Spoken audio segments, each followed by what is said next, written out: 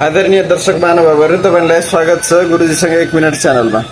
आज मैले तपाईँहरूको लागि यस्तो 5वटा चिज लिएर आएको छु जुन चिज खानको लागि हजुरहरूले दिनमा या प्रत्येक दिन अलग अलग चिजहरू खान सक्नुहुन्छ। जस्तो कि पहिलो नम्बरमा रहेको छ तपाईँहरूको दिमाग एकदम कमजोर छ, स्मरण शक्तिहरू तपाईँहरूलाई एकदम ढिलो ढिलो या आज गरेको कुरा भोलि याद हुँदैन या एकछिनमा गरेको कुरा एकछिनमा याद बिर्सिनुहुन्छ भने त्यसको लागि 1 नम्बरमा रहेको छ तपाईले प्रत्येक दिन भिजाएको बदाम 5वटा खानुपर्ने छ, जसमा भिटामिन ई को मात्रा हुन्छ र यसले दिमागलाई बलियो बनाउने काम गर्छ, स्मरण शक्ति बढाउने काम गर्छ।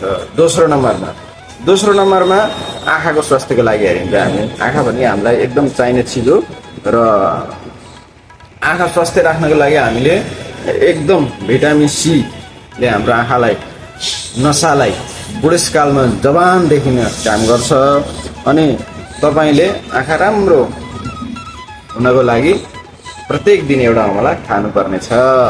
त्यस्तै रहेको छ 3 नम्बरमा तपाईले खानुपर्ने फोक्सोको लागि प्रत्येक दिन तपाईले एउटा स्याउ खानुहोस् र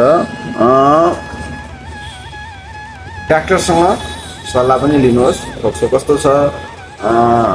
विशेषतः फोक्सोलाई चाहिँ राम्रो राख्न स्याउले मद्दत गर्छ।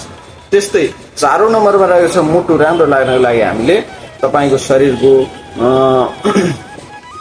ब्लडहरूको नसा जमेको हुन्छ, फोक्सो सफा गर्न या मुटुको रगत सफा गर्नको लागि तपाईले अनार खानुपर्ने हुन्छ। त्यसैले 5औं नम्बरमा रहेको छ विशेष मृगौला भनेको हामीलाई एकदम काम दिने चिज हो। हाम्रो शरीरमा 2टा हुन्छ मृगौला। त्यो मृगौला चाहिँ हजुरहरूको सुरक्षित तहले राख्नको लागि हामीले मृगौलाको सफा गर्नको लागि यो शरीर एकदम प्राकृतिकमय बनाउनको लागि यसमा 95% पानी र साइलिकल हुन्छ, जसले मृगौलाबाट विषाक्त पदार्थ पिसाबबाट बाहिर निकाल्ने काम गर्दछ। त्यसको लागि तपाईले काकडी खाने गर्नुपर्छ। काकडी भनेको यस्तो हाम्रो स्याङ्की टाइपको हुन्छ, त्यो एक सिजनमा पाइन्छ। त्यसैले हजुरहरूलाई धन्यवाद छ। भिडियो मन परेमा सेयर गर्न नबिर्सिनु होला। गुरुजीसँग च्यानलसँग जोडिरहनु होला। हस् त, धन्यवाद।